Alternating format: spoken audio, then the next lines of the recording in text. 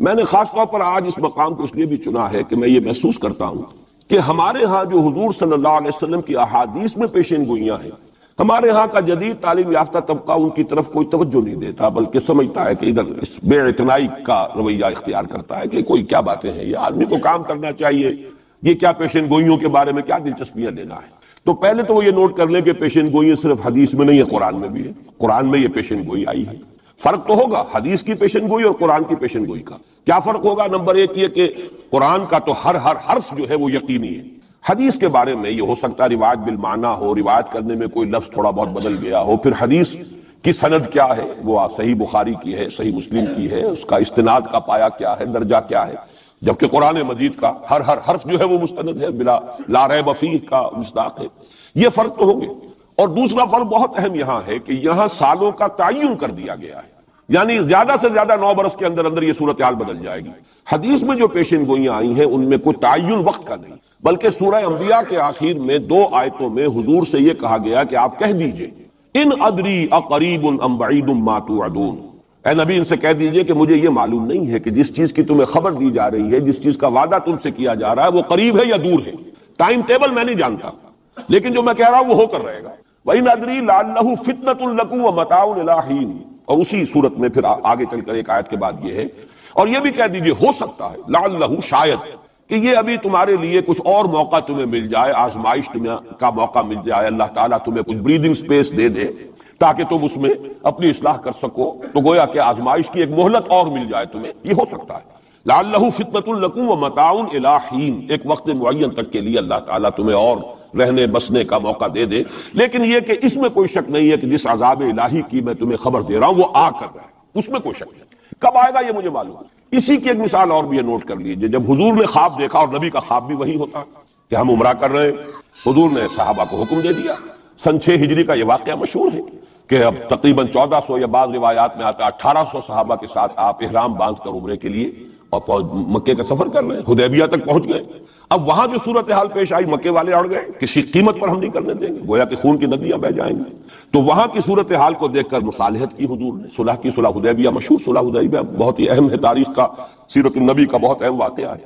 اس پر بعض لوگوں کے ذہنوں میں یہ اشکال پیدا ہوا کہ حضور نے تو کہا تھا کہ میں نے خواب دیکھا ہے، اور نبی کا خواب تو وہی ہوتا ہے، اور ہم اس وقت جا رہے ہیں بغیر عمرہ کیے، تو گویا کہ ایک وسوسہ تو آ سکتا ہے، بڑے سے بڑے آدمی کے ذہن میں آ سکتا ہے۔ اور صحابہ کرام تو آ کر حضور سے کہتے بھی تھے کہ حضور بذا اوقات ہمیں اپنے دل میں ایسی باتیں بھی محسوس ہوتی ہے کہ زبان پر لانے سے ہم زیادہ بہتر سمجھتے ہیں کہ ہمیں زندہ آگ میں جلا دیا جائے، یعنی ایسے وسوسے بھی ہمارے دل میں آ جاتے ہیں، دماغ میں آ جاتے ہیں۔ تو حضور نے فرمایا کیا واقعی تم ایسا محسوس کرتے ہو کہ اس بات کو زبان پر لانے سے بہتر ہے کہ ہمیں زندہ جلا دیا جائے؟ عرض کیا جی ہاں، یہ تو ہمارا، فرمایا ذاک ایمان، یہی تو ایمان ہے۔ شیطان وسوسہ اندازی کرے گا، لیکن جب تمہارا یہ احساس ہے کہ یہ بات اتنی بری ہے کہ مجھے زندہ جلا دیا جائے، یہ میرے لیے اہون ہے، ہلکا ہے بنسبت اس کے کہ میں اس بات کو زبان پر لاؤں، تو ثبوت ہے کہ ایمان موجود ہے۔ ریئیکٹ کا کون سی شے کر رہی ہے اس کے خلاف جو رد عمل پیدا ہوا وہ ایمان سے ہے نا، تو یہ تو پھر ایمان کا ثبوت ہے، یہ آپ نے اطمینان دلایا۔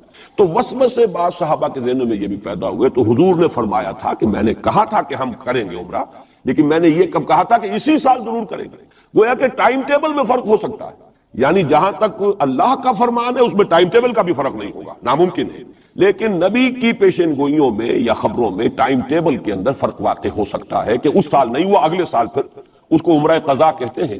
قریش نے یہ مان لیا تھا کہ اس سال تو آپ جائیے، ہماری پریسٹیج جو ہے وہ اسی طرح قائم رہتی ہے، ورنہ تو گویا کہ ہم بالکل ہی آپ کے سامنے بچ گئے اور ہم نے گویا کہ بالکل ہی شکست مان لی۔ اس سال تو آپ جائیں، اگلے سال آئیے، 3 دن کے لیے ہم مکہ خالی کر دیں گے، بالکل ہم چلے جائیں گے پہاڑوں میں، آپ مکے میں رہیں 3 دن اور جس طرح چاہے طواف کریں اور عمرہ کریں۔ بہرحال اگلے سال پھر وہ عمرہ ہوا، اسے عمرہ قضا کہتے ہیں۔ یہ بھی میں نے مثال دی ہے کہ ٹائم ٹیبل کا جہاں تک تعلق ہے، حضور کی دی ہوئی پیشین گوئیاں جو ہیں اس کے بارے میں ہم تعین نہیں کر سکتے کہ یہ کب ہوگا، گمان کر سکتے ہیں، اندازہ ہو سکتا ہے، لیکن تعین نہیں۔ جبکہ یہاں یہ ہوا فی بضع سنین، الف لام میم غلبت الروم فی ادنی الارض وهم من بعد غلبهم سیغلبون فی بضع سنین، چند سالوں کے اندر اندر۔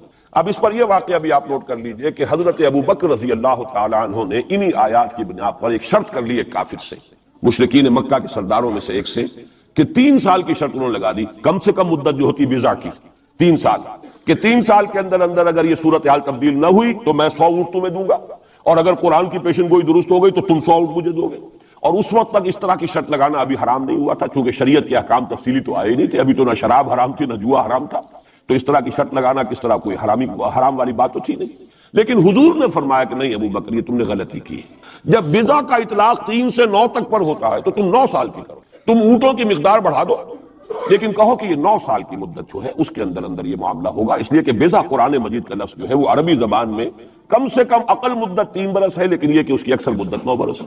تو حضرت ابو بکر نے وہ بدلا اور ٹھیک 9 سال بعد وہ صورتحال پیش آ گئی۔ اور یہ عجیب ہے تاریخ کا واقعہ، ہرقلیس کی یہ جو فتح ہے یہ بھی بڑی ہی معجزانہ تھی۔ وہ جو ڈائریکٹ روٹ تھا جس سے کہ ہمیشہ ان کی جنگیں ہوتی تھی، یعنی اس کے ترکی کے مشرقی علاقے سے آ کر رومی جو ہے پھر میدان جنگ کو اختیار کریں، بحیرہ کیسپین کا راؤنڈ دے کر پہاڑی جو علاقہ ہے اس کے پیچھے سے آ کر اس نے حملہ کیا ہے اور ایک دم اچانک جو ہے ایرانیوں کو گویا کہ سرپرائز اٹیک کیا ہے۔ لیکن پھر یہ کہ شکست فاش ہوئی ایرانیوں کو، دوبارہ پھر جو ہے وہ یروشلم پر اس کا قبضہ ہو گیا۔ اس نے منت مانی تھی کہ اگر یروشلم دوبارہ فتح ہو جائے ہمارے ہاتھوں تو میں حمص سے لے کر اور یروشلم تک پیدل جاؤں گا اور وہاں جا کر جو ہے شکرانے کی نماز ادا کروں گا، کیونکہ وہ پھر صلیب انہیں دوبارہ واپس مل گئی، صلیب کو دوبارہ ریسٹور کرنا تھا اسی جگہ پر جا کر، تو پیدل چل کر یہ آیا۔ اور تاریخ میں نوٹ کر لیجیے جب یہ پیدل چل کر آیا تھا اسی وقت، اب زمانہ کافی گزر چکا تھا، تو پھر جو حضور کا نامہ مبارک گیا ہے سن 7 ہجری میں، یہ وہ زمانہ ہے جبکہ یروشلم وہ آیا ہوا تھا، اور اس وقت پھر ابو سفیان کو بلا کر، اس وقت تک وہ ایمان نہیں لائے تھے، حضور کے نامہ مبارک پر پھر ہرقلیس نے پھر سوال جواب کیے اور معلومات حاصل کی، کون شخص ہے، کیسا ہے، حسب نسب کیسا ہے، اس کا کردار کیسا رہا ہے، کون لوگ اس پر ایمان لا رہے ہیں، جو ایمان لاتے ہیں ان میں سے کوئی واپس بھی جاتا ہے کہ نہیں جاتا، کوئی مرتد بھی ہوتا ہے۔ بڑا ذہین انسان تھا، بڑا عالم و فاضل انسان تھا، پہچان چکا تھا کہ یہ وہی نبی ہے جن کا ہم انتظار کر رہے ہیں۔ لیکن وہ یہ چاہتا تھا کہ جیسے قسطنطین نے اس وقت یہ کیا تھا کہ وہ جب اس نے مذہب بدلا ہے، عیسائیت اختیار کی، تو پوری مملکت جو ہے عیسائی ہو گئی، تو نظام انٹیکٹ رہا، وہی ان کا بادشاہت کا نظام قائم رہا۔ چاہتا تھا کہ میرے یہ تمام کے تمام نائبین سلطنت اور جتنے بھی بطاریق ہیں، یہ بطریق، پیٹریارکس، یہ سب کے سب بھی میرے ساتھ اسلام قبول کریں۔ اور سارا یہ اس نے جو سوال جواب کیا تھا ابو سفیان سے، اسی لیے کیا تھا کہ سارے درباری قائل ہوتے چلے جائیں کہ واقعی یہ نبی سچا ہے۔ لیکن اس کی امید کے برعکس ہوا، ریئیکشن بڑا شدید ہوا ان کے وہ پادریوں میں اور ان کے جو پیٹریارکس تھے ان میں، تو پھر وہ بھی محروم رہ گیا۔ سلطنت کی بیڑی اس کے پاؤں میں پڑی رہ گئی، زنجیر پڑی رہ گئی، وہ اسلام سے محروم رہ گئی۔ بہرحال اب یہاں نوٹ کیجئے کہ 9 برس بعد 623 عیسوی میں اس کو فتح حاصل ہوگی۔ حضرت عمر نے وہ 100 اونٹ حاصل کیے، اگرچہ حضور نے پھر اس کے بارے میں حکم دیا کہ اسے صدقہ کرا، اس کو اب تم اپنے ذاتی استعمال میں نہ لاؤ، صدقہ کرا۔ اچھا، اس کے ساتھ اس پیشن گوئی میں دوسرا حصہ بھی ہے۔ الف لام میم غلبت الروم فی ادنی الارض وهم من بعد غلبهم سیغلبون فی بضع سنین للہ الامر من قبل ومن بعد۔ اللہ ہی کے ہاتھ میں ہے تمام معاملات کا اختیار، پہلے بھی اور بعد میں بھی، یہ تو ایمان کی بنیادی حقیقت ہے۔ وَيَوْمَئِذٍ يَفْرَحُ الْمُؤْمِنُونَ، اور اس روز اہل ایمان بھی بہت خوشیاں منا رہے ہوں گے۔ یہ اس پیشن گوئی کا دوسرا حصہ ہے۔ عین بدر کے دن یہ خبر آئی ہے کہ یہ پیشن گوئی صحیح ہو گئی۔ 9 برس ہو گئے، سن 5 جو نبوی سے اور غزوہ بدر 623 عیسوی میں غزوہ بدر ہو رہا ہے، 622 میں ہجرت ہے اور 623 میں غزوہ بدر ہو گیا۔ اور جس روز فتح مسلمانوں کو حاصل ہوئی ہے بدر میں، اور سرداران قریش جو ہے وہ کھجور کے کٹے ہوئے تنوں کے مانند جو ہے پڑے ہوئے نظر آئے ہیں میدان بدر میں، عین اسی وقت فتح کی خبر آئی ہے کہ رومیوں کو دوبارہ فتح حاصل ہو گئی ایرانیوں پر۔ یومئذ یفرح المؤمنون، اس دن اہل ایمان کو بھی بہت فرحت حاصل ہوگی، بہت خوشی حاصل ہوگی، وہ بھی جشن منا رہے ہوں گے بنصر اللہ، اللہ کی مدد سے۔ بدر میں جو اللہ تعالیٰ کی نصرت آئی ہے، ینصر من یشاء، وہ تو مدد فرماتا ہے جس کی چاہتا ہے، وَهُوَ الْعَزِيزُ الرَّحِيمُ، اور وہ زبردست ہے، رحم فرمانے والا ہے۔ وعد اللہ، اب دیکھیے ذرا تاکید کا انداز دیکھیے، وعد اللہ، یہ اللہ کا وعدہ ہے، لا یخلف اللہ وعدہ، اور کان کھول کے سن لو، اللہ اپنے وعدے کے خلاف نہیں کرتا۔ ولیکن اکثر الناس لا یعلمون، لیکن اکثر لوگوں کو علم حاصل نہیں ہے، اکثر لوگ جانتے نہیں۔ یہ جو میں نے آیات اور اس کا تاریخی پس منظر، کچھ تھوڑا سا جغرافیائی جو اس کا پس منظر ہے وہ سارا آپ کے سامنے رکھا ہے، اس کا مقصد یہ ہے کہ ایک طرف تو جو پیشین گوئیاں ہیں ان کے بارے میں تعلیم یافتہ لوگوں کے ذہنوں میں بھی اگر کوئی اشکال ہے کہ حدیث میں جو پیشین گوئیاں آئی ہیں تو وہ رفع ہو جائے۔ ہمارے نزدیک قرآن اور حدیث میں کوئی فرق نہیں، قرآن بھی ہمیں محمد کے ذریعے ملا صلی اللہ علیہ وسلم، مجھ پر تو نازل نہیں ہوا، کسی اور پر نازل نہیں ہوا، ابو بکر پر نازل نہیں ہوا، نازل تو محمد پر ہوا صلی اللہ علیہ وسلم، وہ بھی آپ کی زبان مبارک سے ہمیں عطا ہوا ہے۔ آپ سے لیا ہے صحابہ نے، صحابہ سے تابعین نے، تابعین سے تبع تابعین نے، اور اس کے لیے ریٹن ورڈ ذریعہ نہیں بنا ہے، اصل جو ہے یہ اسپوکن، زبان سے زبان، اور اصل شے آج بھی جو ہے وہ قرات ہے قرآن کی، قرات اور قرات کا فن جو ہے یہ ہے اصل اس کے لیے حجت۔ یہ لکھنے کا معاملہ جو ہے وہ بھی تھا، اس کے بعد حضرت ابوبکر کے زمانے میں اس کو ایک کتاب کی شکل میں بھی جمع کر دیا، پھر حضرت عثمان نے اس کو ایک رسم الخط پر بھی تمام امت کو جمع کر دیا، یہ بھی بڑی قیمتی چیزیں ہیں۔ لیکن اصل جو ہے میڈیم قرآن مجید کا منتقل ہونا کہ قلب محمد پر نازل کیا جبرائیل نے، انہ نزلہ علی قلبک، پھر لسان محمد سے صلی اللہ علیہ وسلم حاصل ہوا صحابہ کو، پھر صحابہ کی زبانوں سے، پھر یہ تابعین کو، تبع تابعین کو، تو یہ منتقل ہوتا آ رہا ہے۔ اور ہمارے ہاں جو فن قرات ہے اس میں باقاعدہ سند ہوتی ہے، جیسے فن حدیث میں سند ہے، آپ کس سے پڑھ رہے ہیں، اس نے کس سے پڑھی، اس نے کس سے پڑھی، سند چلے گی۔ اسی طریقے سے فن قرات میں سند ہے، جو ہمارے ہاں قراء ہوتے ہیں ان کا تعلق جو ہے وہ جڑ جائے گا اسی دور صحابہ کے قراء کے ساتھ۔ بہرحال اس وقت جو میں عرض کر رہا تھا کہ قرآن اور حدیث میں یہ فرق نہیں ہے، دونوں چیزیں محمد کی ادا کرنا، اور ہمیں معلوم ہے کہ حضور کو وحی صرف قرآن کی شکل میں نہیں ہوئی ہے، وحی خفی بھی ہوئی ہے، بہت سی باتیں اللہ تعالیٰ دل میں ڈالتا تھا، حضور کا خواب بھی وحی ہے، اس اعتبار سے وہ وحی خفی جس کو ہم کہتے ہیں اس پر بھی ہمارا ایمان ہے۔ البتہ فرق کیا ہے، جیسا کہ میں عرض کر چکا، یہ لفظ بلفظ محفوظ ہے، حرف بحرف، بلکہ لفظ بھی بڑی شے ہے، حرف بحرف محفوظ ہے۔ وہاں یہ ہے کہ اس طرح کی حفاظت کا جو ہے وہ دعویٰ نہیں ہے۔ نمبر دو یہ کہ یہاں جو شے ہے وہ اپنے ٹائم ٹیبل کے حوالے سے بھی قطعی ہوگی، وہاں یہ ہے کہ ٹائم ٹیبل کا ہم تعین نہیں کر سکتے، جبکہ قرآن مجید ہی کی دو آیات آپ کو محکم سنا چکا ہوں، ان ادری اقریب ام بعید ما توعدون، نبی کہہ دیجیے مجھے نہیں معلوم جو کچھ تم سے وعدہ کیا جا رہا ہے وہ قریب ہے یا دور ہے۔ وَإِنْ أَدْرِي لَعَلَّهُ فِتْنَةٌ لَكُمْ وَمَتَاعٌ إِلَىٰ حِينٍ، اور میں نہیں جانتا، ہو سکتا ہے کہ ابھی تمہیں اللہ ایک مہلت اور دے دے، اور ابھی تمہیں اور رہنے بسنے کا موقع دے دے، تاکہ تمہیں ایک مہلت، ایک آزمائش مزید مل جائے۔ اب جو میں ذرا صرف حوالہ دوں گا، اس وقت تفصیل میں جانے کا موقع نہیں ہے، اس لیے کہ گزشتہ سال اس پہ تفصیل سے کئی جمعوں میں یہاں گفتگو کر چکا ہوں۔ قرب قیامت کی جو پیشین گوئیاں محمد الرسول اللہ صلی اللہ علیہ وسلم نے ہمیں دی ہیں، ان کو نوٹ کر لیجئے کہ وہ دو قسم کی ہیں۔ ایک تو خاص خرق عادت واقعات جو قرب قیامت سے زمانے میں ہوں گے، سورج کا مغرب سے نکلنا اور اسی طرح کی دوسری اور علامات ہیں۔ ایک تو وہ علامات ہیں جن کو ہم کہتے ہیں علامات قیامت، اس میں پوری کتابیں لکھی گئی ہیں، غالباً شاہ رفیع الدین رحمۃ اللہ علیہ دہلوی جو ہے ان کی پوری کتاب اس کے اوپر موجود ہے، اس لیے کہ احادیث میں اس کی بڑی جو واضح نشانیاں ہیں وہ دی گئی۔ ایک یہ ہے کہ قیامت سے متصلاً قریب کے زمانے کے کچھ تاریخی واقعات کا تذکرہ۔ یہ ہیں دو چیزیں کہ جن کو میں نے کافی پچھلے دنوں یہاں بیان کیا ہے، اس وقت میں صرف اس کا حوالہ دینا چاہتا ہوں، اور وہ حوالہ کیا ہے؟ پہلی بات یہ ہے کہ احادیث نبویہ سے صراحت کے ساتھ ثابت ہے کہ قیامت سے قبل پورے کرۂ ارضی پر اللہ کا دین اسی طرح غالب ہوگا جیسے کہ حضور کے دست مبارک سے آپ کی اپنی حیات طیبہ کے دوران جزیرہ نما عرب میں غالب ہے۔ یہ قطعی بات ہے۔ حضور نے 5 ادوار گنائے، یہ حدیثیں ہم نے اس کے ٹیکسٹ بھی عام کیے ہیں، ندائے خلافت میں ان کے ٹائٹلز پر شائع کیا ہے تاکہ یاد کریں آپ حضرات الحدیثوں کو، اس لیے کہ جو حالات اس وقت ہیں اور جو سامنے آنے والے ہیں بہت مایوس کن حالات ہیں، اور مایوس کن حالات میں پھر اگر امید کی کوئی ڈور جو ہے وہ ہاتھ میں رہے تو آدمی کو سنبھالا ملتا رہتا ہے، کہیں نہ کہیں کچھ امید بھی جو ہے کہ دامان خیال یار چھوٹا جائے ہے مجھ سے، وہ امید کا دامن جو ہے ہاتھ سے بالکل ہی نہ چھوٹ جائے، تو کوئی نہ کوئی نا امیدی سمجھنے دے مجھے، ہے نا امیدی کیا قیامت ہے، بڑا پیارا مصرع ہے، سمجھنے دے مجھے ہے نا امیدی کیا قیامت ہے کہ دامان خیال یار چھوٹا جائے ہے مجھ سے، تو نا امیدی بہت بری شے ہے، لا تقنطوا من رحمۃ اللہ۔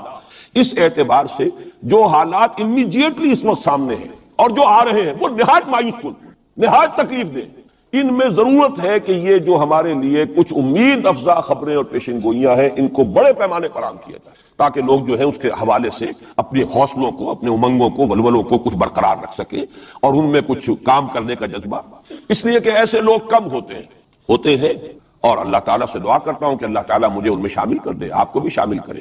ایک ایسے لوگ ہوتے ہیں کم کہ جو بالکل حالات سے اپنا تعلق منقطع کر کے، مائنس ہے یا پلس ہے اور پازیٹیو ہے یا نیگیٹو ہے، اس سے بالکل منقطع کر کے اپنے احساس فرض کے تحت کام کرتا، میرا تو فرض ہے، مجھے کرنا ہے، بات ختم ہو گئی۔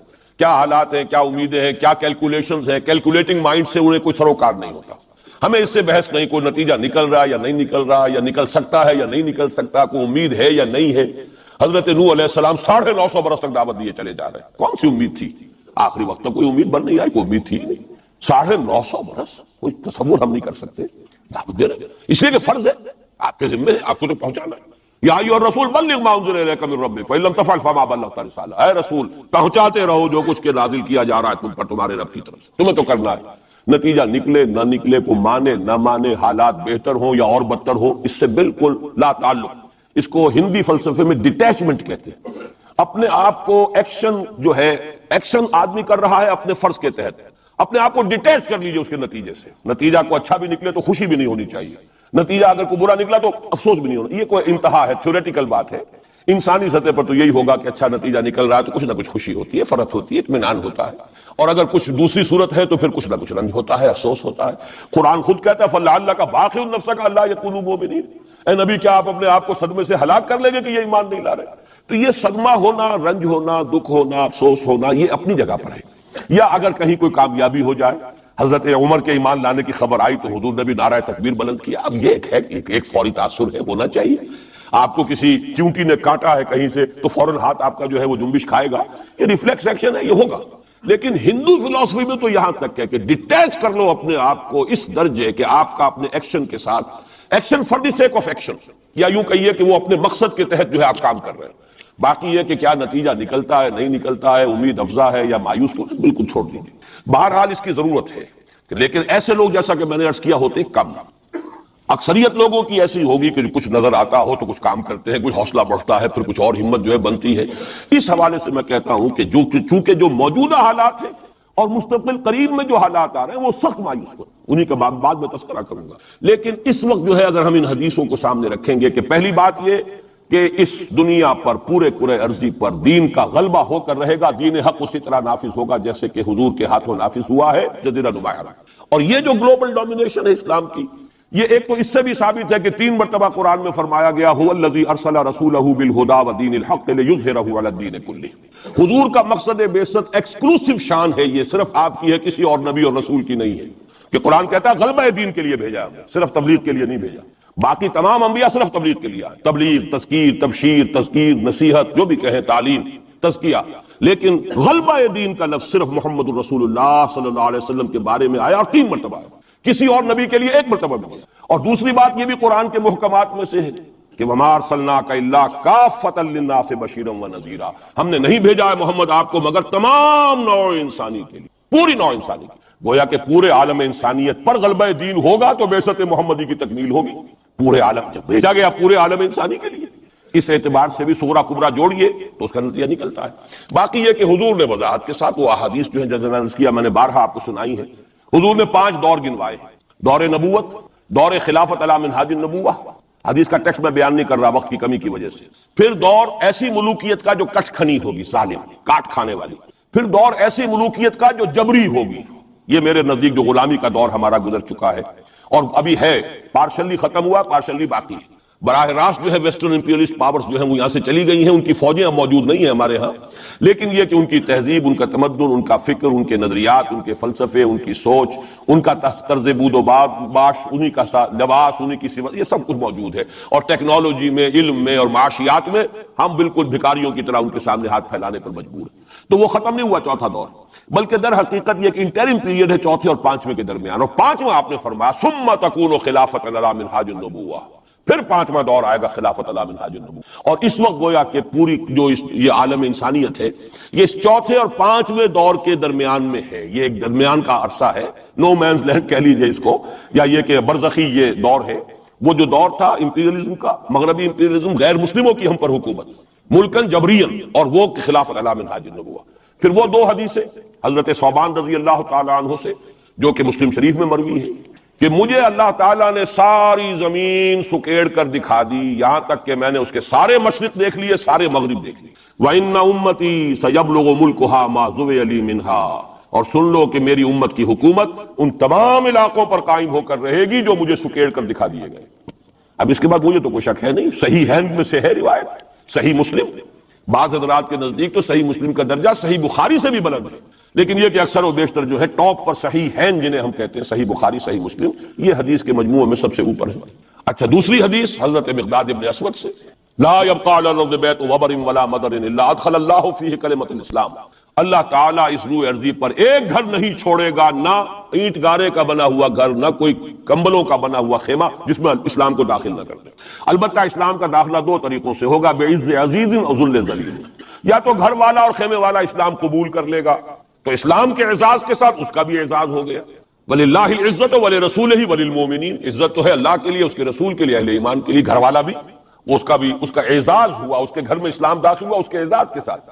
اگر نہیں قبول کرے گا تو نیچے ہو کر رہنا پڑے گا، یؤتُوا الجزیۃ عن یدٍ وَهُمْ صاغرون، چھوٹے ہو کر جزیہ پیش کرنا ہوگا۔ تو گویا کہ اسلام تو اس کے گھر میں بھی داخل ہو گیا، لیکن وہ بدبخت اعزاز اسلام سے خود محروم رہا۔ لیکن غلبہ تو ہو گیا نا، یدخلون فی دین اللہ افواجا کی وہ شکل تو ہو گئی کہ اللہ کا دین جو ہے وہ غالب ہو گیا، اطاعت تو انہیں کرنی پڑے گی، اسلام کی بالادستی قبول کرنی ہوگی، رہے ہندو رہے سکھ رہے پارسی رہے عیسائی رہے، پرسنل لاء میں ان کی جان مال عزت آبرو کی حفاظت کا ذمہ بھی لیا جائے گا، ان کے عقائد کو بھی زبردستی نہیں بدلوایا جائے گا، ان کے مندروں گردواروں اور کلیساؤں اور سلوتاس جو ہے سینیگاگ ان کی حفاظت کی جائے گی، لیکن بالادستی اسلام کی۔ یہ ہے مسند احمد ابن حنبل کی روایت ہے حضرت مقداد ابن اسود سے۔ تو پہلی بات تو یہ ہے کہ یہ یقین، کم سے کم مجھے تو اس کا یقین حاصل ہے الحمدللہ، اور میں چاہتا ہوں کہ ہر شخص ہر مسلمان کے دل میں یقین پیدا ہو۔ لیکن اس سے پہلے ایک اور دور ہے، وہ دور ہے کہ جس کو ہمارے اس زمانے میں آ کر دو طبقوں نے اس کے بارے میں اتنی غلط فہمیاں پیدا کی ہیں، اور اکثر ہمارے پڑھے لکھے بزوں میں خیش راسخ العقیدہ مسلمانوں کے اندر بھی دلوں میں نقب لگی ہوئی، سمجھتے ہیں کہ ہم تو قادیانی نہیں ہیں، سمجھتے ہیں کہ ہم تو منکر حدیث نہیں ہیں، لیکن ان حدیثوں پر ان کا یقین نہیں ہے، حالانکہ یہ بخاری شریف کی روایات ہے، حالانکہ یہ مسلم شریف کی روایات ہے کہ اس سے پہلے ایک دور آنا ہے مسلمانوں پر سخت عذاب کا دور آنا، اور یہ عذاب جو ہے شدید ترین عذاب، اس کی جو سب سے اہم شخصیت ہے المسیح الدجال، یہودیوں کے ہاتھوں آئے گا، اور یہودیوں میں ایک شخص پیدا ہوگا، کھڑا ہوگا جو مسیح ہونے کا دعویٰ کرے گا، المسیح الدجال۔ دجال کہتے ہیں فریبی کو، دجل فریب کو کہتے ہیں، جو فریب سے اپنے آپ کو مسیح کہلوائے گا کہ میں مسیح ہوں۔ اس کی وجہ کیا ہے کہ یہودیوں کے ہاں یہ روایت موجود تھی کہ ہمارا ایک سیویئر آئے گا، ہمارا ایک نجات دہندہ آئے گا جو ہمیں پھر دنیا کے اندر غلبہ دلوائے گا، اور ہماری جو پرومسڈ لینڈ ہے وہ پوری کی پوری ہمیں دلوا دے گا۔ وہ جو گریٹر اسرائیل کا نقشہ انہوں نے بنا رکھا ہے، یہ ان کی پرومسڈ لینڈ ہے، خوابوں کی سرزمین ہے۔ اچھا، وہ تو حضرت مسیح آئے تھے علیہ الصلوۃ والسلام، وہ تو آ گئے، انہوں نے مانا نہیں۔ جب مانا نہیں، انہیں تو مرتد قرار دیا، جادوگر قرار دیا، بازیگر قرار دیا، واجب القتل قرار دیا، اور اپنے بس پڑتے تو سولی پر چڑھائی دیا۔ وہ تو اللہ نے جو کیا وہ ایک علیحدہ مسئلہ ہے۔ اب وہ جگہ تو خالی ہے، جو آپ کہتے ہیں نا کہ کوئی ویکینسی ہے موجود، پوزیشن از ویکنٹ، ابھی وہ منتظر ہیں ایک مسیحا کے کہ ہمارا اصل مسیح آنے والا ہے۔ وہ ان کا کوئی لیڈر کھڑا ہوگا جو اس دعوے کے ساتھ کھڑا ہوگا کہ اب میں اس مہم کو شروع کرتا ہوں کہ جس سے وہ جو گریٹر اسرائیل ہے، پوری عظیم تر اسرائیل وجود میں لاؤں گا۔ دیر کیا لگتی ہے، کوئی وزیر اعظم جو بھی ہو اسرائیل کا کھڑا ہو جائے ڈٹ کر کہ ٹھیک ہے وی ڈکلیئر وار، اور ہم تو یہ علاقے اب لے کر رہے ہیں، جس کو کہ اس نے بھی کہا ہے، یہ جو اس وقت ہے ریبین جو ہے، اس کے بارے میں خیال یہ ہوا تھا کہ جب یہ وزیر اعظم بنا اسرائیل کا کہ یہ بڑا ماڈریٹ ہے، بہت ایسا ہے ویسا ہے، اور اس نے وہ امریکن سے اپنا وہ 10 بلین کا جو لون لینا چاہتے تھے اس کو اوکے کرانے کے لیے کچھ دنوں کے لیے نئی سیٹلمنٹس کی تعمیر کا کام بھی سسپینڈ کر دیا، تو بڑی امیدیں ہو گئی، چلو جی ایک پروسیس آف جو پیس ٹاکس شروع ہو جائیں اور یہ ہو جائے۔ لیکن سب ثابت ہو چکا ہے، اسی زمانے میں وہ گیا اپنے فوجی ہیڈ کوارٹر میں، اور جا کر وہاں پہ اپنے فوجی آفیسرز کی وہ جو اب لوگوں میں تشویش ہو گئی ہوگی کہ ہم کس خواب کو دیکھ رہے ہیں اور یہ شخص کدھر چلنے لگ گیا ہے، تو جا کر کہا، اور رپورٹ ہوئی ہے خبر، اس نے کہا یہ نہ سمجھو کہ گریٹر اسرائیل کو میں نے چھوڑ دیا ہے، اس کا نقشہ تو میرے دل پر کندہ ہے، اور میں منتظر ہوں وہ وقت آئے کہ ہم وہ گریٹر اسرائیل قائم کریں۔ کوئی شخص کھڑا ہو جائے گا، اس کے لیے وہ ڈکلیئر کر دے گا، کوئی شکلیں اور کوئی سچویشن ہو سکتی ہے۔ اور اس اعتبار سے نوٹ کیجئے کہ یہ بابری مسجد کی شہادت کے بارے میں یہ صحیح بات کہی جا رہی ہے کہ یہ در حقیقت ایک فیلر ہے، ہنود اور یہود کے جو گٹھ جوڑ ہے۔ یہ میں آپ کو پہلے بتا چکا ہوں کہ یہ جو وہاں کا ہندو فنڈامنٹلسٹ ہے ہندوستان کا، باقاعدہ وفد گئے اسپین، یہ معلوم کرنے کے لیے کہ اسپین میں مسلمانوں کو جو ایکسٹرمینیٹ کیا تھا کس طریقے سے کیا تھا۔ باقاعدہ یہ تو ریسرچ کرتے ہیں، محنتیں کرتے ہیں، اور بہت ہی مستقل مزاجی کے ساتھ کام کرتے ہیں، ان تو باقاعدہ اس کا بھی جائزہ لیا ہوا ہے۔ پھر اسرائیل کے ساتھ جو ہم کے کانٹیکٹ ہو رہے ہیں، اور ابھی جو اسرائیل کا وزیر اعظم وہاں پہ آنے والا تھا، وہ وزیر خارجہ غالباً کسی وجہ سے ابھی جو صورت ہو گئی ہے اس کو ملتوی کیا ہے، تو یہ در حقیقت یہ دیکھنا ہے کہ مسلمانوں کے اندر جان ہے تو کتنی، یہ فیلرز پھینکے جایا کرتے ہیں، اندازہ ہو جائے کتنا ریئیکشن ہے۔ وہ ریئیکشن جتنا کچھ تھا ہو لیا، اور ہمارا ریئیکشن ہونا کیا ہے؟ اس سے پہلے جب مسجد اقصیٰ کے ساتھ جو بھی بے حرمتی ہوئی اور جب یروشلم گیا ہے، کتنا کو رونا پیٹنا ایک دفعہ تو پورے عالم اسلام میں ہو گیا تھا، اب کہاں ہے وہ رونا پیٹنا؟ اب تو ریکنسائل کیے بیٹھے، اب تو وہی عرب ممالک ایک ٹیبل پر جا کر میڈرڈ میں تو بیٹھ آئے نا آخر اسرائیل کے ساتھ، اور اب مسلسل گفتگو واشنگٹن میں جو ہے ایک پہلا round, second round, third round, کبھی تو اس کے ساتھ ایک میز پر بیٹھنا گوارا نہیں تھا۔ اس کو ریکگنائز کرنے کا کوئی سوال نہیں تھا، اب اس کی باتیں بھی ہو رہی ہیں۔ تو معلوم ہوتا ہے کہ یہ سارے جو ہیں حالات، یہ کوئی ایسی باتیں نہیں ہیں، کوئی فیری ٹیلز ہوں یا کوئی پریوں کی کہانیاں ہوں جو آنے والی ہیں کیسے ہم مان لیں۔ یہ صحیح عقیدہ اسلامی ہے، حضور احادیث حضرت مسیح علیہ السلام زندہ آسمان پر اٹھائے گئے، اور وہی حضرت مسیح علیہ السلام دوبارہ آئیں گے، اور یہودیوں کا آخری قلع قمع انہی کے ہاتھوں ہوگا۔ اور یہ در حقیقت قرآن مجید کا جو فلسفہ ہے انبیاء اور رسول کے بارے میں، اس کے عین مطابق ہے۔ جس قوم کی طرف کوئی رسول بھیج دیا جاتا تھا، وہ قوم جب رد کر دیتی تھی رسول کی دعوت کو، اتمام حجت کر دیا رسول نے، 950 برس تک دعوت دی، قوم نے رد کر دیا۔ یا حضرت ہود نے کتنے عرصے دعوت دی، اس کی وضاحت نہیں ہے، طویل عرصے تک دی، قوم نے رد کر دیا۔ حضرت صالح نے کتنے عرصے دعوت دی، قوم نے رد کر دیا۔ پھر کیا ہوتا تھا؟ اس قوم کو ہلاک کر دیا جاتا تھا، ختم کر دیا، پھر اس کا نام و نشان نہیں چھوڑا جاتا تھا۔ فَقُطِعَ دَابِرُ الْقَوْمِ الَّذِينَ ظَلَمُوا، جڑ کاٹ دی جاتی تھی اس ظالم قوم کی۔ لا یرا الا مساکنہم، اب ان کے صرف مسکن نظر آتے تھے، وہ رہنے والے نظر نہیں آتے تھے۔ چلے جائیے قرطبہ میں دیکھ لیجئے، اور غرناطہ میں جا کر محل دیکھ لیجئے الحمرا، لیکن جو لوگ یہاں کبھی آباد تھے ان کا نام و نشان بھی نہیں ہے۔ یہ تو اب جو آثار قدیمہ ہیں، سیریں کر لیجئے جا کر، مسجد قرطبہ بھی ہے، سیر کر لیجئے۔ وہ تو اقبال کو تو خیر کوئی اجازت بھی مل گئی تھی نماز پڑھنے کی خاص کوئی، ورنہ وہاں پر تو اس کا بھی امکان نہیں ہے۔ اس کے ہارٹ میں جو ہے وہ چیپل موجود ہے، چرچ موجود ہے۔ بہرحال یہ سارے جو معاملات ہیں جان لیجئے اچھی طریقے سے کہ یہ واقعات جن کی خبریں دی گئی ہیں، یہ بالکل اس کے مطابق حالات کا جو ہے نقشہ بیٹھتا چلا جا رہا ہے۔ کوئی یہودی لیڈر کھڑا ہوگا اور وہ مسیح کا دعویٰ کرے گا، میں ہوں مسیح، چاہے وہ خود بھی جانتا ہو کہ میں جھوٹ بول رہا ہوں، اور جانتا ہوگا کہ جھوٹ بول رہا ہوں، لیکن یہ کہ تمام اس یہودیوں کو جمع کرنے کے لیے لازم ہوگا کہ وہ دعویٰ کرے۔ اس لیے کہ اب بھی موجود ہے، جو لوگ جانتے ہیں یہودیوں کو، یہودی اب بھی سپلٹ ہیں۔ ان میں جو زیادہ مذہبی طبقہ ہے وہ زائنسٹ نہیں ہے، بلکہ وہ ان سے اختلاف کرتا ہے۔ زائنزم کی اپنی ایک تحریک تھی، وہ یوں سمجھیے کہ ایک ریشسٹ نیشنلسٹ موومنٹ ہے، وہ ایک نسلی قومیت کے اوپر چلنے والی جو ہے وہ ایک قوم پرستانہ حکم جو ہے تحریک ہے۔ جو مذہبی طبقہ ہے، جو یہودی داڑیاں رکھتے ہیں اور جو لمبے لمبے بال رکھتے ہیں اور کالی ٹوپیاں پہنتے ہیں اور لمبی شیروانیوں ٹائپ جو ہے ان کے لانگ کوٹس ہوتے ہیں، اور یہ وہاں مینہٹن میں بڑے نظر آتے ہیں گھومتے ہوئے، اور بہت سرمایہ دار ہے، اسی لیے نیو یارک کو جو یارک کہا جاتا ہے۔ وہ یہودی جو ہے وہ ان میں بڑا طبقہ بھی موجود ہے کہ جو اس زائنزم کو اور اسرائیل کو تسلیم نہیں کر رہا۔ تو ظاہر بات ہے کہ ان کے لیے ضرورت ہوگی کہ کوئی مذہبی اپیل آئے، منتظر تو وہ بھی ہے مسیح کے، اب آنا تو نہیں ہے، وہ مسیح جو آئے گا وہ تو آئے گا ان کی ہلاکت کے لیے۔ اس سے پہلے کوئی کھڑا ہوگا اور اس کو پھر یہ مذہبی یہودی بھی مان لیں گے۔ نتیجہ یہ ہوگا کہ جو بھی پوری دنیا کا یہودی ہے وہ اس ایک علاقے میں آ جائے گا، اور وہ اپنے اس گریٹر اسرائیل کے لیے پھر جو وہاں پر جنگ کی بھٹی دہکے گی۔ یہ کتاب الملاحم، اکثر جو حدیث کی کتابیں ان کے آخر میں آگے کتاب الملاحم کا باب ہے علیحدہ، جس میں کہ اس دور کی خبروں کا جو ہے حضور نے پوری پیشن گوئیاں کی ہیں کہ یہ کچھ ہونا ہے۔ جہاں تک المسیح الدجال کا تعلق ہے، اس کے بارے میں تو الفاظ یہ ہیں کہ کوئی نبی اللہ کا ایسا نہیں گزرا کہ جس نے مسیح الدجال کی فتنے سے خود پناہ طلب نہ کی ہو اللہ کی۔ خود حضور کی جو دعائیں ہیں معصورہ، اس میں ہے وَأَعُوذُ بِكَ مِن فِتْنَةِ الْمَسِيحِ الدَّجَّالِ، اے اللہ میں تیری پناہ طلب کرتا ہوں فتنت مسیح الدجال سے۔ وہ فتنہ اب سر پر آیا ہوا ہے، یہ چند سالوں کی بات ہے، اور اکثر و بیشتر کچھ اور حوالوں سے بھی، وہ نوسٹروڈیمس کے حوالے سے ہو یا کسی اور کے حوالے سے ہو، پیشین گوئیاں وغیرہ، دنیا میں اس وقت پوری اس فضا کے اندر جو مذہبی فضا ہے یورپ کی، وہ بھی بہت پریگننٹ ہے اس حوالے سے کہ یہ پیشن گوئیاں اور اس طرح کی خبریں اور اس طرح کی آمد۔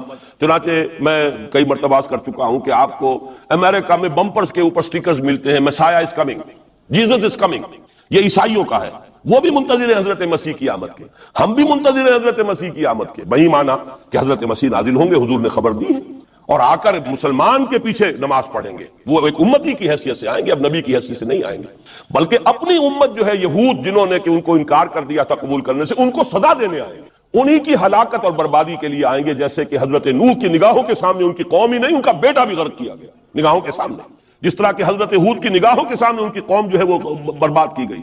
اسی طریقے سے اللہ کا یہ قانون رہا ہے کہ جس قوم کی طرف رسول بھیج دیا، اس قوم نے اگر رد کر دیا دعوت کو، اس قوم کو اسی رسول کے سامنے ہلاک کیا گیا، تاکہ نظر آ جائے کہ یہ تمہارے جو مجرم ہیں یہ کیفر کردار کو پہنچ گئے۔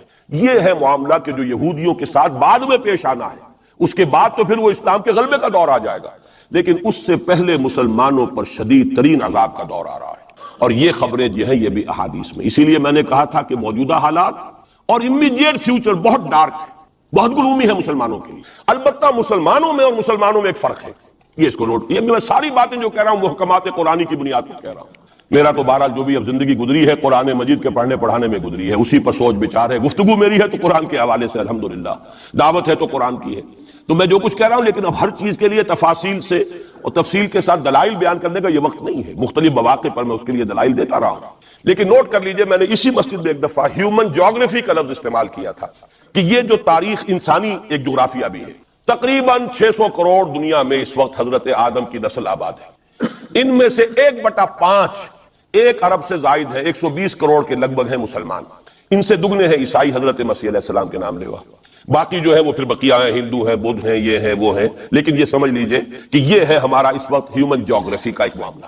یہ جو 120 کروڑ کے قریب مسلمان ہیں، کلمہ گو ہے، محمد کا امتی ہے صلی اللہ علیہ وسلم، اب اس کے 2 حصے کر لیجئے، 20 کروڑ کے لگ بھگ ہے عرب، اور عرب سے مراد ہے جن کی اس وقت مادری زبان عربی ہے، جو عربی بولتے ہیں، عربی سمجھتے ہیں، عربی ان کی زبان، نسلاً سب کے سب عرب نہیں ہیں، ان میں بربر بھی ہے، شمالی افریقہ کے بربر ہیں نسلی طور پر، لیکن یہ کہ جب مسلمان وہاں غالب آ گئے ان کی زبان ہی ختم ہو گئی، تہذیب بھی ختم ہو گئی، وہ بالکل پورے عربائزڈ ہو گئے، یہاں تک کہ سوڈانی پورے عربائزڈ ہیں، ان کی عربی زبان ہے، عربی بولتے ہیں، تو یہ سب کے سب جو اس وقت میں عرب جو کہہ رہا ہوں وہ در حقیقت عرب جو کہ عربی بولنے والے عرب، اور دوسرے جو ہے نان عرب وہ تقریباً 100 کروڑ، اور اس میں بھی نوٹ کر لیجئے ان میں سے لگ بھگ 40 کروڑ سب کانٹیننٹ میں آباد ہے، سب کانٹیننٹ پاکستان، بھارت اور بنگلہ دیش، 40 کروڑ، کتنی بڑی تعداد ہے امت مسلمہ کا 1/3، اگر ٹوٹل 120 کروڑ ہے تو ٹوٹل کا 1/3 جو ہے وہ ان 3 ملکوں کے اندر ہے جو کبھی ایک ہندوستان ہوتا تھا، اسی لیے میں اس کے لیے لفظ استعمال کرتا ہوں بر عظیم پاک و ہند، اس میں 40 کروڑ کے قریب مسلمان۔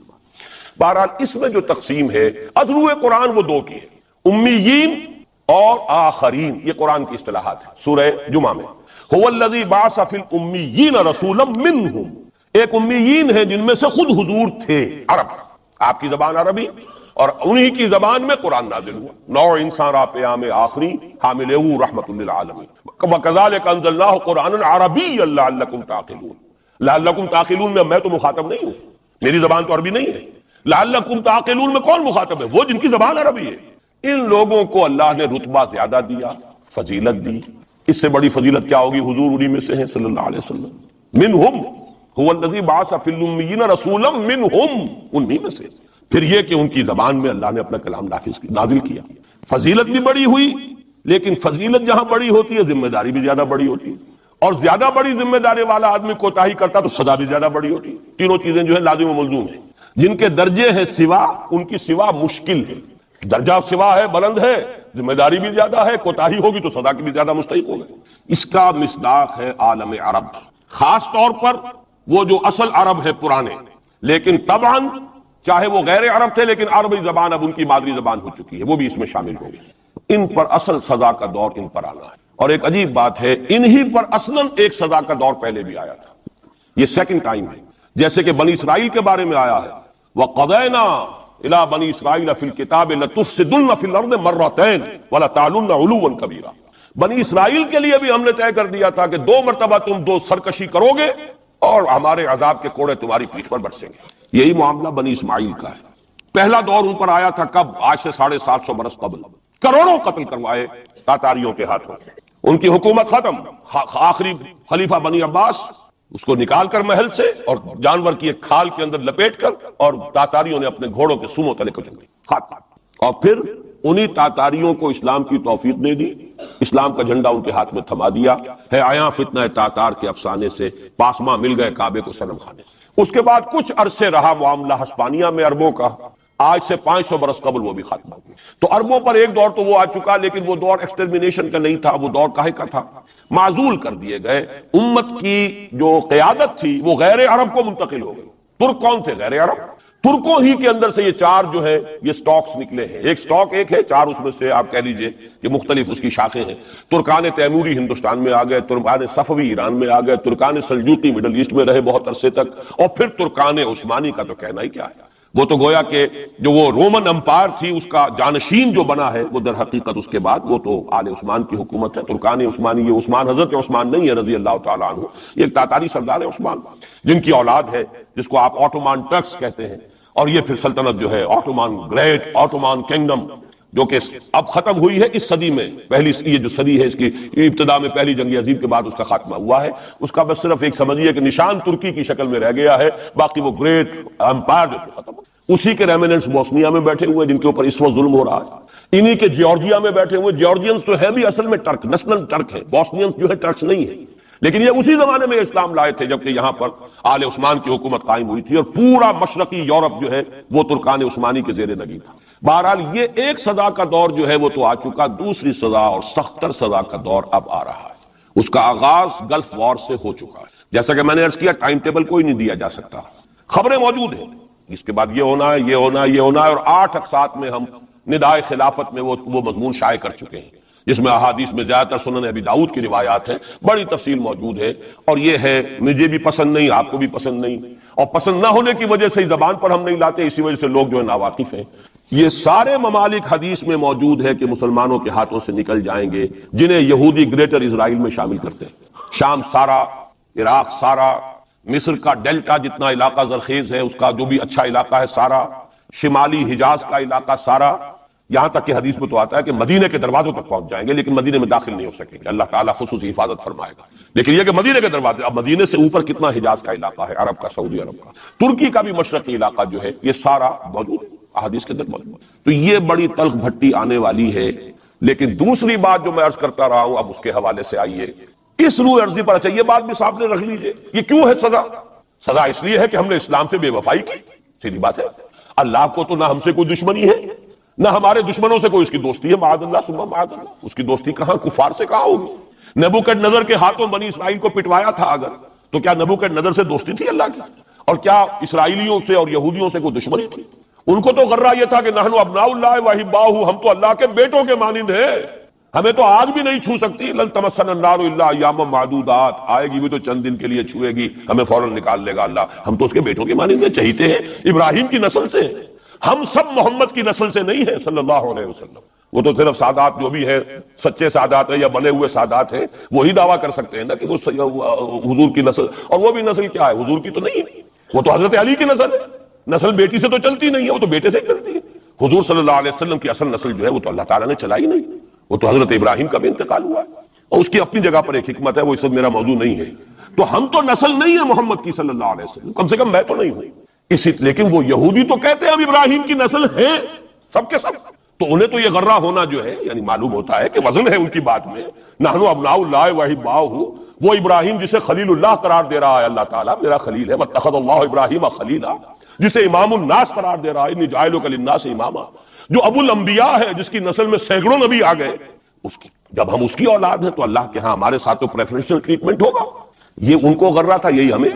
لیکن جان لیجئے جب انہیں پٹوایا، جب قرآن مجید نے کہا فَلِمَ يُعَذِّبُكُم بِذُنُوبِكُم، ایسا ہی تمہارا غرہ ہے، تم اللہ کے چہیتے ہو تو اللہ تمہیں کیوں سزائیں دیتا رہا ہے؟ نبوکدنضر سے کیوں پٹوایا، رومن سے کیوں پٹوایا، اس صدی میں جرمنوں سے کیوں پٹوایا، لاکھوں کی تعداد کے اندر؟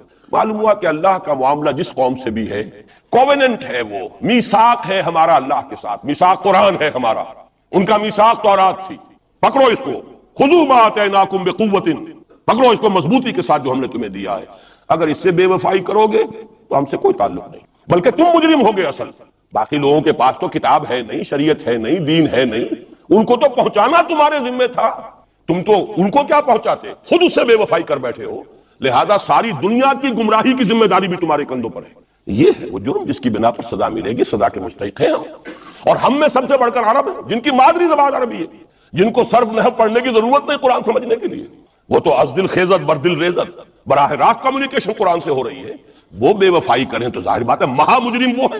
لیکن پھر غیر عرب مسلمانوں میں اس وقت روئے ارضی پر سب سے بڑی مجرم قوم 10 کروڑ مغربی پاکستانی، یہ میں ڈنکے کی چوٹ کہہ رہا ہوں اور بہت عرصے سے کہہ رہا ہوں، اس لیے کہ ہم وہ لوگ ہیں کہ جنہوں نے اسلام کے نام پر ملک بنایا، کوئی ملک دوسرا دنیا میں اس وقت اسلام کے نام پر نہیں بنا۔ ہم وہ لوگ ہیں، پاکستان بنانے کے لیے لاکھوں جانیں مسلمانوں کی، کلمہ گوؤں کی گئیں اور ہزاروں عصمتیں لوٹی، اور نہ معلوم کتنی مسلمان لڑکیاں اور عورتیں جو ہے رہ گئی پھر بھی ہمیشہ ہی سکھوں کے پاس، اور وہ آئی نہیں پاکستان اس اسلام کے نام پر۔ اور کیا کیا ہے ہم نے؟ 46 برس ہو گئے، اس کہاں اسلام پر۔ لہذا اس سے بڑی مجرم قوم عربوں کے بعد، ہم یہ کہہ سکتے ہیں ہمارا عام آدمی قرآن نہیں پڑھتا، قرآن جانتا نہیں، ٹھیک ہے، اپلی ہے کچھ نہ کچھ، اس اعتبار سے ان کے بعد نمبر ہمارا ہے، لیکن باقی پوری دنیا کے مسلمانوں سے بڑھ کر مجرم ہیں۔ اور ہم اصل میں نہ صرف یہ کہ خود اپنے حصے کے مجرم ہیں، بھارت کے مسلمانوں کا بھی سارا وبال ہماری گردن پر ہے۔ آج میں چاہتا ہوں کہ اس کو آپ اچھی طرح نوٹ کر لیں۔ بھارت کے مسلمانوں نے، جسے آپ فرض کفایہ کہتے ہیں، نماز جنازہ فرض کفایہ، چند لوگوں نے بھی کسی مسلمان کی نماز پڑھ لی تو سب کی طرف سے ادا ہوگی، کسی نے بھی نہیں پڑھی تو سب مجرم ہو جائیں گے، بستی کے سب لوگ مجرم ہیں۔ بھارت کے مسلمانوں نے فرض کفایہ ادا کیا جب پاکستان بنوا دیا آپ کو، اور اس کی قیمت آج بھی وہ دے رہے ہیں. کھلے نعرے لگ رہے ہیں، مسلمان کے دو استھان، پاکستان یا قبرستان، تیسرا کوئی جگہ نہیں. ڈنکے کی چوٹ کہا بابری مسجد کے بعد ایل کے اڈوانی نے، ہم ساری مسجدیں گرا دیں گے ہندوستان کی، کوئی مسجد باقی نہیں چھوڑا. ڈنکے کی چوٹ، اعلانیہ، یہ سب کچھ ہو رہا. اور یہ نعرے تو نامعلوم کب سے لگے، اور نامعلوم کب سے میں یہاں ان مسجدوں کے اندر بھی اور اپنی تقریروں میں غور کرتا کہ کیا وہاں ہو رہا ہے. لیکن ہمارے تو کان پر جوں نہیں ریگتی. ہمارے تو وہی دھندے ہیں، وہی کاروبار ہے، اپنا بزنس ہے، اس کے سارے مسئلے ہیں، اس کی اپنی بلڈنگیں ہیں، اپنی موٹریں ہیں، اپنے ٹیلی ویژن ہے، اپنے کئی کورسز کے ڈنرز ہیں. اللہ خیر صلاح، ہمیں بحث کیا اسلام سے؟ تو بتائیے ہم سے بڑا مجرم کون ہوگا؟ آج جو کچھ ہندوستانی مسلمان پر بیت رہی ہے اس کا جرم ہمارے کندھے پر. یہ میں جذباتی انداز میں نہیں کہہ رہا، میں تو 2 اور 2 4 کی طرح ثابت کر سکتا. انہوں نے فرض کفایہ ادا کر دیا. اور اس وقت یاد کیجئے مولانا ابوالکلام آزاد، مولانا مدنی، جمعیت علماء ہند کے علماء اپنے تقدس اور اپنے تدین اور اپنے تقوی کے اعتبار سے انکوسچنیبل، کوئی شک و شبہ نہیں ہو سکتا ان کی نیت پر اور ان کے تقوی پر اور کردار پر. انہوں نے کیا کہا تھا؟ یہی کہا تھا کہ یہ پاکستان بنا کر تم مسلمانان ہند کو 3 حصوں میں تقسیم کر دو گے. 3 میں کہا تھا، 2 میں نہیں، 3 میں. حالانکہ بظاہر تو ایک پاکستان بن رہا تھا نا. لیکن یہ مولانا ابوالکلام آزاد کے الفاظ تھے کہ 25 برس سے زیادہ یہ 2 خطے یکجا نہیں رہ سکتے. اور 25 برس کیا، 24.25 برس میں ٹوٹ گیا پاکستان. 25 برس پورے نہیں ہوئے، اور ان کے الفاظ سے یہ کہ 25 برس سے زائد جمع نہیں رہ سکتے. 24.25 برس میں ختم ہو گیا. 16 دسمبر 1970 کو پاکستان ختم ہو گیا کہ نہیں ہو 71 کو. بہرحال نوٹ کرنے کی بات ہے. انہوں نے، ہم نے کیا کہا تھا؟ میں بھی مسلم لیگی تھا، میں نے بھی نعرے لگائے، چاہے غیر شعوری دور تھا، ہائی اسکول اسٹوڈنٹ تھا. پاکستان کا مطلب کیا، لا الہ الا اللہ، فلک شگاف نعرے لگائے ہیں. اور نوائے وقت کا پرچہ انتظار کرتے تھے اسٹیشن پر کھڑے ہو کر، حصار ریلوے اسٹیشن کے اوپر، کہ اب گاڑی آئی اور اب نوائے وقت لیا اور پھیل گئے پورے شہر میں اس کو پہنچانے کے لیے. ہم کیا کہا کرتے تھے؟ جی نہیں، 2 طرف سے پاکستان جو ہے مضبوط پاکستان ہوگا. ہندوستان میں کسی ہندو کو جرت ہوگی مسلمان کے لیے کوئی میلی نگاہ سے دیکھنا بھی؟ وہ سارے خواب کہاں گئے؟ وہ تو حرم ہوئے. وہ 2 طرف کا جفا تھا وہ تو ختم ہوا، اس لیے کہ وہ زنبور تو اب رہا ہی نہیں، تو کھل گئی، نوٹ ہی ختم ہوئی وہ مشرقی پاکستان. اور حال یہ ہے کہ آپ کی وزیر اعظم بنگلہ دیش نے یہ بھی پسند نہیں کیا کہ بابری مسجد پر جو بیان تھا وہ نواز شریف صاحب کے ساتھ مشترک بیان دے دیں. یہ اشتراک بھی دنیا کے سامنے نہ آ جائے کہ مشرقی پاکستان سابقہ اور اس وقت بنگلہ دیش کی وزیر اعظم اور مغربی پاکستان جو اب وٹ ریمینز آف پاکستان کے تحت صرف پاکستان ہے، اس کے وزرائے اعظم نے مشترکہ بیان دے دیا. یہ بھی نہیں آنا چاہیے. یہ حال ہے ہمارا. حالانکہ بات اپنی جگہ پر کوئی ایسی نہیں تھی، کوئی سیاسی نہیں، ایک مذہبی معاملے کے اوپر اظہار رائے کرنا تھا. انہوں نے کہا نہیں، آپ کے ساتھ مشترک بیان میں نہیں دوں گی، نہیں دیا. تو وہ جو تھا 2 طرف سے جفا، وہ تو سن 71 میں کھل گیا. جو ہمارا حال ہے وہ تو ہونا ہی تھا. یہ ملک بنا اسلام کے نام پر، اس کا استحکام ہو سکتا تھا تو صرف اسلام کی بنیاد پر ہو سکتا تھا. اسلام سے غداری کی، لہذا یہاں تو اب قومیتیں ہیں، یہاں تو اب ایتھنک اور ریجنل اور نہ معلوم کس قسم کی اور لنگوسٹک جو ہے نیشنلٹیز ہیں، نیشنلزمز ہیں. وہ جو ایک امت ایک وقت میں بن گئی تھی، ایک قوم، مسلم قوم ہندو کے مقابلے میں، وہ تو ختم ہوئی. اور حال کیا ہو گیا ہے؟ اس سے پہلے بھی کبھی کبھی ہندو مسلم فسادات ہوتے تھے. کیا سندھ سے مسلمان نہیں پہنچ جاتا تھا وہاں ریلیف کے لیے؟ کیا پنجاب سے اور سرحد سے مسلمان نہیں جاتے تھے؟ بہار نہیں گئے تھے؟ کیا کانپور کی مسجد شہید ہوئی تھی 1915 میں تو پوری ہندوستان سے مسلمان نہیں پہنچ گئے؟ آپ کیا کر رہے ہیں؟ مندر گرا دیے. یہاں بڑی بہادری کا کام کیا، مندر گرا دیا. شرم سے ڈوب مرنے کا مقام ہے. یہاں بھی گویا کہ ہم اپنے عمل سے اسلام کی مخالفت کر رہے ہیں. اسلام تو اجازت نہیں دیتا. آپ کسی اور کے جرم کی سزا کسی اور شخص کو نہیں دے سکتے. ہمارے پاس تو یہ سیکریٹ ٹرسٹ ہیں. یہ لوگ ذمہ وہ اپنے آپ کو منواتے نہیں، لیکن ہمارے تصور سے، اسلام کے تصور سے ذمہ ہے. ان کی جان، مال، عزت، آبرو، ان کی عبادت گاہوں کی حفاظت کا ذمہ ہے ہمارا. ایک بڑی بہادری کی ہے. ذرا سوچئے تو صحیح، کیا دنیا نے سوچا ہوگا اور نتیجہ کیا نکلا؟ اگر کسی درجے میں بھی بابری مسجد کی شہادت پر کوئی دنیا میں کوئی رائے عامہ ہو سکتی تھی کوئی ہندوستان کے خلاف، ختم ہو گئی. جو انہوں نے کیا 10 گنا تم نے کر لیا. تم نے ایک مسجد گرائی ہے، تم نے اتنے 100 کہتے ہیں، پتہ نہیں، مجھے تو معلوم نہیں 100 گرائے کتنے گرائے ہیں. بہرحال جتنے مندر تھے تم نے گرا دیے. فرق کیا ہے؟ ایک کردار ہے تمہارا، ایک ہی تمہارا اخلاق ہے، ایک ہی تمہارا معیار ہے، کوئی فرق ہی نہیں. بلکہ وہاں تو کم سے کم یہ تو رہا ہے دنیا کی آنکھوں میں دھول ڈالنے کے لیے، کم سے کم یہ کہ فارن منسٹری جو ہے اس نے ڈیزائن کیا. ہم نے مان لیا کہ ہم نہیں کر سکے، ہم مجبور ہیں. حالانکہ سب ان کی اجازت سے ہوا ہے، بلکہ ان کی ملی بھگت سے ہوا ہے. لیکن یہ کہ کلیان سنگھ نے فوراً استعفیٰ دے دیا، منسٹری ختم. پھر وہ بھارت کی مرکزی حکومت نے اور بھی پارٹیز کو بھی بین کر دیا. اور اس کے بعد یہ ہے کہ انہوں نے حکومتیں بھی 3 اور صوبوں کی توڑ دی. وہ تو سرخرو ہو گئے پوری دنیا کی جو رائے عامہ ہے. ہم اس کے سوا کیا کر سکتے ہیں؟ ہمارا ایک دستور ہے، دستور میں جو بھی صوبائی حکومت ہوتی ہے اس کی اجازت کے بغیر ہم فوج بھیج نہیں سکتے. وہاں پہ صوبائی حکومت تھی، اس نے ہمیں یقین دہانی کرائی تھی، سپریم کورٹ کو بھی یقین دہانی کرا دی تھی کہ مسجد کو کچھ نہیں ہوگا، تو ہم تو اس کے اوپر ڈیپینڈ کر رہے تھے. ہے سب جھوٹ، سب کو پتا تھا جو کچھ ہوگا. اندر خانے ملی بھگت تھی. لیکن یہ ہے کہ کم سے کم انہوں نے فیس سیونگ کے لیے ان کے پاس مواد موجود ہے، آپ کے پاس تو وہ بھی نہیں۔ آپ کے تو اخبارات نے لکھا ہے کہ کارپوریشنز کے ٹریکٹرز جو ہے گئے ہیں گرانے کے لیے، اور وزراء جو ہے، ایک وزیر کا نادر پرویز کا تو نام آیا ہے، اخبار میں خبر تھی، ہم نے بھی پڑھی تھی، فوٹو بھی دیکھا تھا کہ وہ خود ہاتھ میں پھاوڑا لے کر جو ہے وہ منظر گرانے کے لیے چلے۔ یہ جو صورتحال ہے جان لیجئے، اس وقت میں آپ کو بتانا چاہتا ہوں ہندوستان کے مسلمان پر تو جو قیامت بیت رہی ہے۔ میں نے اپنا ایک تاثر کچھ عرصے پہلے یہاں پہ بیان کیا تھا، رہا ہے میرا تاثر، اور وہ ہے اصل میں وہ لاسٹ سپر جو ہے انجیل میں جس کا تذکرہ ہے حضرت مسیح علیہ السلام نے جو آخری کھانا رفع سماوی سے قبل کھایا ہے اس باغ میں جہاں روپوش تھے اپنے حواریین کے ساتھ۔ تو اس میں یہ الفاظ آئے ہیں، میں نہیں جانتا صحیح ہیں غلط ہیں، وہ ایک علیحدہ بات ہے، کہ آپ نے وہ روٹی توڑی اور کہا کھاؤ، eat and this is my flesh, یہ میرا گوشت ہے، کھاؤ، اور اس کو کہتے ہیں وائن، کوئی مشروب ہوگا جو بھی ہوگا، ڈالا کہ پیو، drink and this is my blood. میرا احساس ہمیشہ یہ رہا ہے، اس کے بعد کچھ ماند پڑ گیا، جب یہاں مسلمان نے یہاں مارا ہے اور کچلا ہے اور زندہ آگ میں جلایا، پھر بات ختم ہو گئی، میرے دل کے اوپر سے وہ احساس ختم ہو گئے۔ وہاں ہندو کے ہاتھوں جب مسلمان کے ساتھ یہ کچھ ہوتا تھا تو پھر جب میں کھانا کھاتا تھا محسوس کرتا تھا کہ میں ہندوستانی مسلمان کا گوشت کھا رہا ہوں اور ہندوستانی مسلمان کا خون پی رہا ہوں۔ یہ ہمیں عیش جو یہاں حاصل ہے، جو آرام حاصل ہے، جو ہمیں یہاں پر سہولتیں حاصل ہیں، جو معاشی اس کی کاسٹ پر ہے، اس نے آپ کو یہ ملک لے کر دیا اور آج تک اس کی قیمت ادا کر رہا ہے، اور ہم جو ہے عیش کر رہے ہیں، گل چھرے اڑا رہے ہیں۔ یہاں جس کے پاس 2 پیسے ہو گئے برقع اتار کے اس نے پھینک دیا، کہ معلوم ہوتا ہے کہ یہ تو مفلسی کو چھپانے کا ذریعہ تھا۔ 4 پیسے ہو، اچھے کپڑے پہنے ہوئے ہو، میک اپ صحیح کیا ہوا ہو، تو پھر برقعے کی کیا ضرورت ہے؟ اور میں نے شاید سنا ہے آپ کو، مجھ سے تو چند لڑکیوں نے یہ الفاظ کہے باقاعدہ۔ میں جب پریکٹس کرتا تھا لاہور میں کرشن نگر میں، تو ایک گھرانے کی، اور مجھے معلوم ہوا کہ ان کے والد انتہائی نیک تہجد گزار، کئی لڑکیاں تھی بہنیں، ایک ہی تقریباً عمر 200 سے 1.5 سال کی، کبھی وہ آتی تھی کلینک میں میرے تو برقعے سمیت، کبھی آ رہے ہیں تو بغیر برقعے کے۔ میں نے پوچھا یہ کیا تماشا ہے آپ لوگوں کا، کبھی بغیر برقعے کے کبھی برقعے سمیت۔ صاف جواب دیا، میں ان کے الفاظ کوٹ اینڈ کوٹ میں ان کے الفاظ کوٹ کر رہا ہوں، ڈاکٹر صاحب جب ہمیں کوئی میک اپ کرنے کا، کپڑے بدلنے کا موقع نہیں ملتا تو ہم برقع پہن لیتے ہیں، اور جب ہمیں موقع ملتا پھر ہم برقع کائے کو پہنتے۔ تو گویا کہ اس کو چھپانے کا ذریعہ برقع ہے کہ کپڑے میلے ہیں، میک اپ نہیں کیا تو لہذا برقع پہن لیا۔ یہ ہے حال پاکستان میں اسلام کا جو ہم نے بنایا ہے۔ تو میں جو کچھ دیکھ رہا ہوں وہ یہ ہے کہ ہندوستان میں تو قیامت، اب وہاں جو آفیشیل فگرز ہیں 1000 1200 کتنے ہیں، لیکن کم سے کم 10,000 آدمی، اور اب یہ چین ہے فسادات کی۔ کل کے اخبار میں احمد آباد کی تھی، کبھی کہیں ہے کبھی کہیں ہے، اور واقعہ یہ ہے کہ تبصرے یہ ہو رہے ہیں کہ ہندو فنڈامنٹلزم از آن دی رائز۔ یہ جو کچھ ہوا ہے، جتنا بھی اس کے اندر ان کو گرایا گیا ہے، ان کی حکومتیں گرائی گئی ہیں، اس سے انہیں تقویت حاصل ہو رہی ہے۔ They are getting stronger and stronger. Congress کے لیے اب اپنی جو ہے جان بچانی مشکل ہے، اور اس وقت سب سے بڑا ان کے لیے جو ہو گیا وہ یہ ہے کہ وہ کمیونسٹوں کی سپورٹ کے بغیر چل نہیں سکتے، اور کمیونسٹ جو ہے وہ ان کی جو اس وقت وہ امریکہ کے زیر اثر جو اپنی اکنامک پالیسیز چینج کر رہے ہیں اس کا ساتھ دینے کو تیار نہیں، تو یہ ڈائلیما ہے۔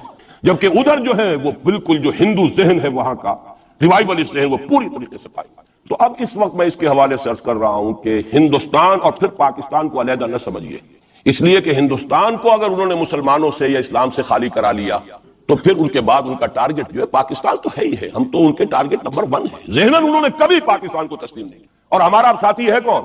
اللہ پر تو نہ یقین نہ اس سے ہمارا تعلق، جو معاملہ نہ دارت سخن آشنا نہ باشد۔ اللہ سے تعلق کیا ہے ہمارا؟ اللہ سے کون سی دوستی ہے؟ اللہ کیوں ساتھ ہے ہمارا؟ ہم تو مجرم ہیں نمبر 1 اس کے، اور باقی دنیا میں جن پر سہارا تھا، جن پہ تکیہ تھا، وہی پتے ہوا دینے لگے۔ وہ تو بالکل امریکہ کی پالیسی معلوم ہوتی ہے کہ ہمیں تو ہاتھ پاؤں باندھ کر جیسے ہندو کے سامنے ڈال دیا جائے۔ کبھی وہ ٹیررسٹ اسٹیٹ قرار دینے کی دھمکی آ جاتی ہے، فیلرز کی شکل میں آ جاتی ہے۔ یہ فیلرز دیے جاتے ہیں اس لیے تاکہ بات پہنچ جائے۔ اگر صرف بات اس طریقے سے انڈائریکٹلی پہنچنے سے مطلوبہ مقصد حاصل ہو جائے تو خامخواہ براہ راست کہنے کی ضرورت کیا ہے؟ مطلب تو حاصل ہو۔ سب نے سجدہ سہو کیا ہوا ہے، ہمارے ہاں ہر ادارہ سجدہ سہو کر چکا امریکہ کے سامنے، ٹوٹل سرنڈر۔ اور یہ بات جو قاضی حسین احمد صاحب کہہ رہے ہیں 100% درست ہے، 100% درست ہے، ٹوٹل سرنڈر۔ چاہے وہ بے نظیر ہو، چاہے وہ نواز شریف ہو، اور چاہے وہ کوئی اور ادارہ ہو آپ کا جو یہاں پہ قوت کا اصل سرچشمہ ہے اور منبع ہے، سب کے سب 100% جو ہے اس کے سامنے سجدہ کر چکے ہیں۔ یہی وجہ ہے کہ وہ بے نظیر کا ساتھ نہیں دے رہے۔ بے نظیر کا ساتھ کائے کو دے؟ اگر نواز شریف ان سے بڑھ کر، ہم بھی ہیں دربار کے، اگر یہ کہنے کے لیے وہ ان سے بڑھ کر تیار ہو تو اسے کیا ضرورت پڑی ہے؟ اس کی کوئی رشتہ داری ہے بے نظیر کے ساتھ یا کسی اور کے ساتھ؟ ہاں اگر نواز شریف کہیں کسی جگہ پر بھی کوئی اگر اپنے پاؤں کو گھسیٹتا، ڈریگ کرتا اپنے فیٹ کو، کہیں کوئی رکاوٹ ڈالتا، پھر ٹھیک ہے، پھر اس کو آلٹرنیٹ لانے کے لیے تو کوئی ہے نہ کوئی سوال۔ لیکن جب وہ ان سے بڑھ کر نیاز مند ہو، ان سے زیادہ بڑھ کر سجدہ کرنے کو تیار ہو، ان سے بڑھ کر کہیں ہم شریعت کوڈ ہی کو اٹھا کے پھینک دیں گے، اگر سود کا معاملہ جو ہے شریعت کوڈ کے حوالے سے ہمارے لیے مصیبت بنا، سود تو دیں گے، چلے گا، لائیے خدا کے لیے لائیے، پیسہ لے کے آئیے، ہمارے ملک میں آئیے، پیسہ لگائیے۔ اور یہ سود وود کا یہ کوئی مولوی لوگ ہیں پاگل جو کہتے ہیں کہ یہ کوئی حرام ہے، اور کوئی پاگل ہمارے شاید وہ کورٹ والے بیٹھے ہوئے تھے جنہوں نے اسے کہہ دیا کہ بینک انٹرسٹ بھی جو ہے ربا ہے. باقی آپ ہم سے کوئی ڈر نہ رکھیے. میرے اسلام کو اب قصہ ماضی سمجھو. ہنس کے وہ مس بولی کہ پھر مجھ کو بھی راضی سمجھو. سیدھی سیدھی بات ہے. جھگڑا تو اسلام سے تمہارے سے تو نہیں. نہ بے نظیر سے جھگڑا ہے اور نہ نواز شریف سے جھگڑا ہے. جھگڑا اسلام سے. اس حوالے سے بہت برا وقت آ رہا ہے. اور اس میں ایک پہلو میں اور چاہتا ہوں کہ آپ حضرات کے سامنے بیان کر دوں. پوری دنیا میں تو فنڈامنٹلسٹ مشہور ہو گیا مسلمان. پوری دنیا کا ذرائع ابلاغ لگے ہوئے ہیں. اصل فنڈامنٹلزم جو ہے، بلکہ دو باتیں عرض کر دوں.